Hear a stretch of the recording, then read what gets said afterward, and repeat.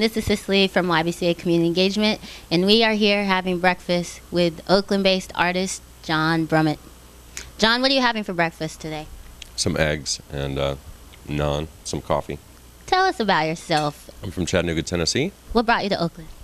My wife, Sarah Wagner, it was her turn to choose where we moved. Tell us about your work, about the Revenge Clinic that will be featured in the Room for Big Ideas. I started the Revenge Clinic about 3 years ago and did the first version of it in this gallery in Detroit. The clinic consisted at that point of like two things. There was a questionnaire, and then there was a soundtrack that you'd listen to that would just loop on a boombox. And then there were ceramic mugs on a coffee table with red felt tip pins, and then there were some paintings on the wall around this couch, basically. So it was kind of this sort of ad hoc healing center, whatever. So you'd go in this room and you'd listen to what was the first version of this CD. So I ended up writing this music for the waiting room specifically. It actually doesn't talk about the revenge menu or anything like that, but at least in the liner notes, it just talks about driving south on, I don't know if it's Highway 1 or 101, but there was a place called Vedanta Retreat. Mm-hmm. And I just remember passing by and just misreading the sign and thinking, oh no, what is that?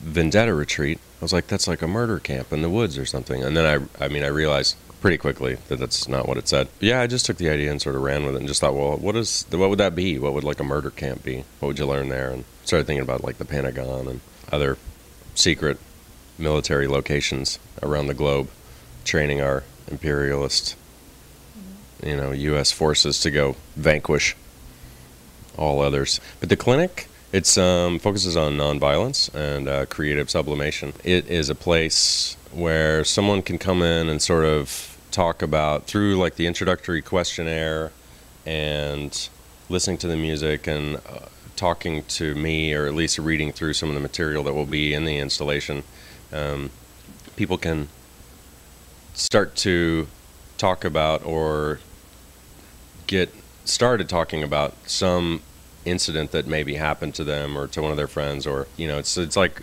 those moments that lead up to revenge or whatever.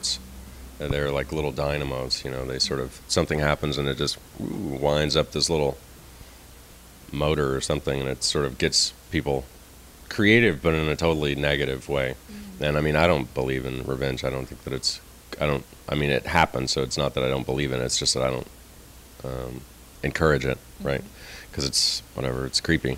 Because it's not like I really want to encourage people to plan a murder or whatever, but it's the way to get people involved to do these collaborative projects. And I have a revenge menu, and so we try to figure out, is there something that they like to do, they have a target or whatever, and they like to get even with. Everybody thinks about things like that.